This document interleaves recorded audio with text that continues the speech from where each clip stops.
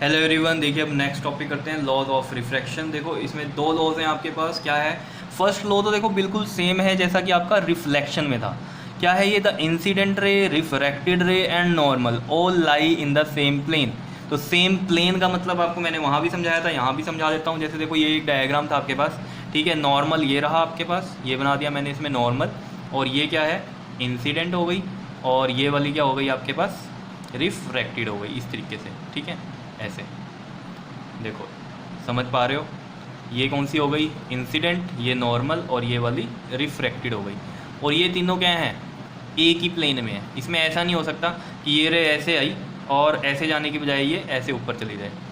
समझ रहे हो इतनी बात? तो जो प्लेन है, जैसे ये पेपर का प्लेन है हमारा एक, ठीक है, तो इसमें हम देखो नॉर्मल भी यही बनाया है, इंसिडेंट भी यही बनाई है, और रिफ्रैक्टेड भी यही बनाई है। ऐसा नहीं हो सकता इसमें कि ये किसी और प्लेन में चला जाए। किसी और प्लेन का मतलब क्या है कि ये ऐसे ऊपर को चली जाए, ओके? नहीं, ऐसी जाएगी। ये प्लेन है क्योंकि ये क्लियर है इतनी चीज़, ठीक है, समझ में आ गई होगी कहानी। तो फर्स्ट तो पॉइंट हमें क्लियर है। दूसरे पे आ जाओ। दूसरा बहुत इंपॉर्टेंट है, बहुत यूज़ होने वाला है इसका। देखो क्या कह रहा है? The ratio of sine of angle of incidence to the sine of angle of refraction is constant. मतलब क्या कह रहा है? जो रेशो है आपकी sine of angle of incidence, sine of angle of incidence मतलब साइन आई, और to the sine of angle of refraction मतलब एंगल आर, ये किसके इक्वल कह रहा है? ये कांस्टेंट के। कांस्टेंट को हम लिखते हैं यहाँ एन से। क्या इतनी बात क्लियर है या नहीं है? बताओ, समझ में आया? अब ये जो आपने ये जो कांस्टेंट लिखा है, जो भी मतलब कांस्टेंट टर्म है ये आपके पास, ठीक है, ये क्या कह रहा है? कह रहा है this constant is called refractive index of medium 2 with respect to medium 1। इस कांस्टेंट को हम क्या बोलते हैं? रिफ्रैक्टिव इंडेक्स बोलते हैं। और किसके लिए बोलते हैं? Of the medium 2 with respect to medium 1। जैसे ये सेकंड मीडियम था, ये फर्स्ट मीडियम था, तो ये सेकंड का रिफ्रैक्टिव इंडेक्स को रिप्रेजेंट करेगा विद रिस्पेक्ट टू 1। जैसे इसको हम दोबारा से अगर लिखें कि साइन आई ओवर में sine R is equal to में जो ये एन है, मैं इसको ऐसे लिख सकता हूँ। देखो किसके लिए रिस्पेक्ट में बोला है ये हमने? सेकंड का विद रिस्पेक्ट टू 1। तो हम इसको ऐसे लिखते हैं, सेकंड का विद रिस्पेक्ट टू 1। इसका मतलब भी ये होता है कि लाइट जो है वो फर्स्ट मीडियम से सेकंड में गई है। समझ रहे हो इतनी बात? 2 और 1 लगाया ना मैंने, तो जिसमें जा रही है वो नीचे आता है, और जिसमें से आ रही है वो ऊपर आता है। तो फर्स्ट मीडियम से आ रही है, सेकंड में जा रही है, तो रिफ्रैक्टिव इंडेक्स हुआ ये सेकंड का विद रिस्पेक्ट टू 1। और इसको लिखने का तरीका होता है आपके पास refractive index of medium 2 upon में रिफ्रैक्टिव इंडेक्स ऑफ मीडियम 1। ये और ज़्यादा डिटेल में जब रिफ्रैक्टिव इंडेक्स पढ़ेंगे तब आपको ज़्यादा क्लियर होगा। इतना समझ लो बस अभी यहाँ के लिए, ठीक है। इसको हम क्या बोलते हैं? This is known as Snell's law. क्या इतनी बात क्लियर है या नहीं है? बताओ, समझ में आ रही है चीज़? ठीक। अब देखो ज़रा, ये कांस्टेंट ही क्यों बोला हमने कि कांस्टेंट ही आएगा हमेशा? आप कहोगे आई और आर तो चेंज हो जाएंगे। देखो इसका मतलब क्या होता है, यहाँ समझो ज़रा। जैसे मान लो ये हमारा फर्स्ट मीडियम है, मीडियम 1 है, और ये मीडियम 2 है। ये मीडियम 2 है हमारा, और ये मीडियम 1 है। ऐसे समझ लो इसको, ठीक। अब देखो ज़रा, ये इंसिडेंट हुई, ठीक, और ये रहा नॉर्मल, और ये वाली मान लो मैं बेंड्स टूवर्ड्स द नॉर्मल की बात कर रहा हूँ, बेंड्स टूवर्ड्स द नॉर्मल। तो ये इस तरीके से बनेगी, ठीक है। अब यहाँ पर मान लो एंगल कुछ भी है, जैसे मान लो ये वाला 60 आ गया, और यहाँ पर जो एंगल आ गया वो 30 डिग्री का आ गया। तो देखो साइन 60 और साइन 30, समझ रहे हो? साइन 60 साइन 30 की कुछ वैल्यू आएगी, ठीक है। मान लो वो कुछ भी आ गई, जैसे मान लो वो आ गई 2 आ गई मान लो, ठीक। तो ये कांस्टेंट रहेगी। अगर जैसे मान लो ये आपके पास एयर है और ये वाला आपके पास वाटर है मान लो, ठीक, ये वाटर है, इस तरीके से मान लो।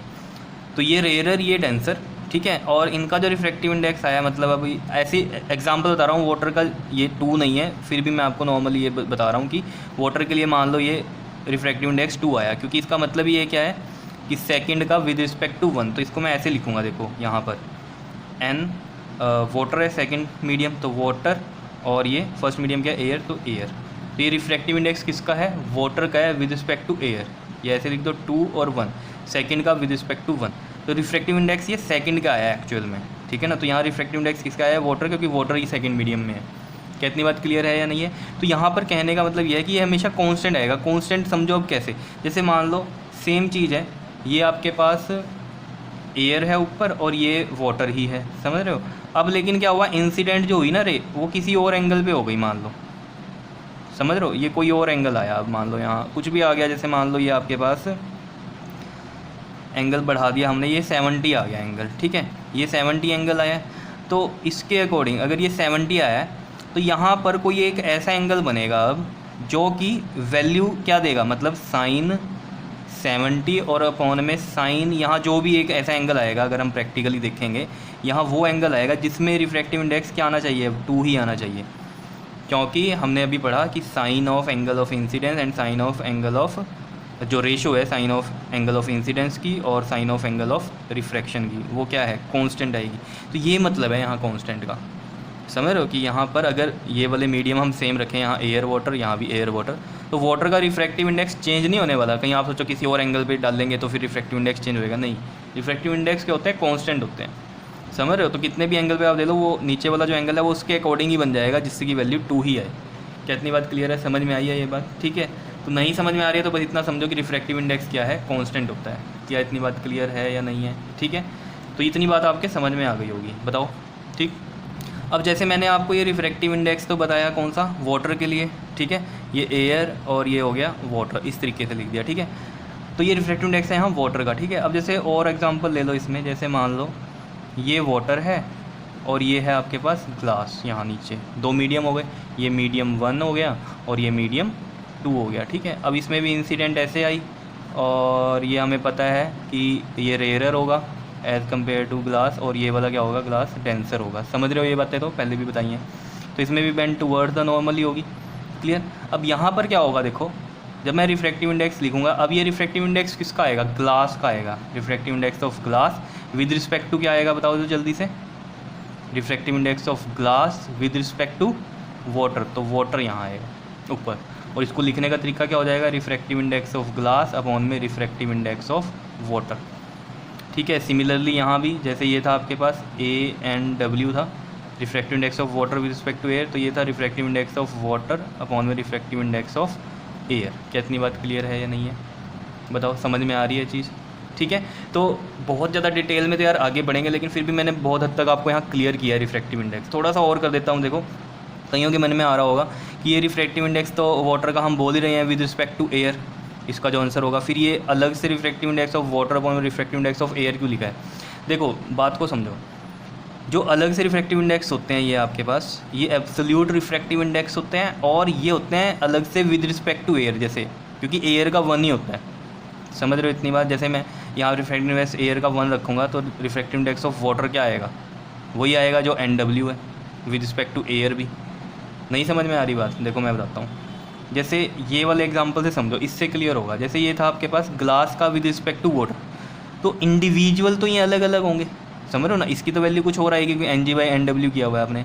तो ये इंडिविजुअल किसके रिस्पेक्ट में होते हैं, तो ये होता है आपका जो ग्लास का रिफ्रैक्टिव इंडेक्स होगा वो हमेशा किसके रिस्पेक्ट में लेते हैं हम, एयर के, और ये वाटर का भी जो अलग से लेंगे हम, ये किसके रिस्पेक्ट में लेंगे, एयर के रिस्पेक्ट में लेंगे। क्यों, क्योंकि इनके जो फॉर्मूले होते हैं, इनके अलग से अगर हम देखें, वो क्या बनेगा, NG/NA, और इसका भी क्या बनेगा, NW/NA, और NA हमेशा क्या होता है, 1 होता है। रिफ्रैक्टिव इंडेक्स एयर का याद रखना हमेशा 1 होता है।